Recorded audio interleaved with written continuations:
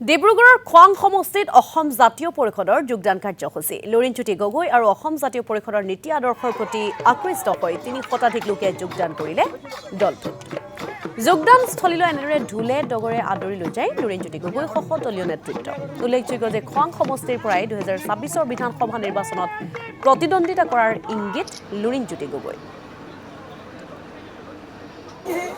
অসম জাতীয় পৰিষদৰ খোৱাং সমষ্টি সমিতিৰ উদ্যোগত তথা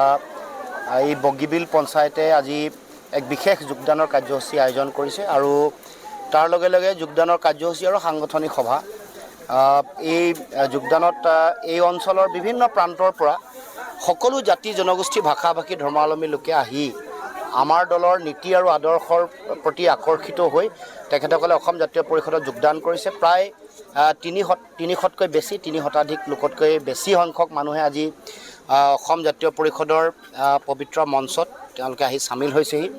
আমি আশা ৰাখিছোঁ আহি থাকিব লগা দিনসমূহত অসমত জাতীয়তাবাদৰ ভেটি শক্তিশালী কৰা অসমৰ মানুহৰ মৌলিক অধিকাৰ আজুৰি অনা তাৰ লগে লগে সকলো জাতি জনগোষ্ঠীৰ সম উন্নয়ন সম অধিকাৰ আৰু সমমৰ্যাদাৰ যি প্ৰশ্ন আছে তাৰ সমাধানৰ কাৰণে ৰাজনৈতিকভাৱে সকলোৱে যুঁজ দিব আমাৰ মাটি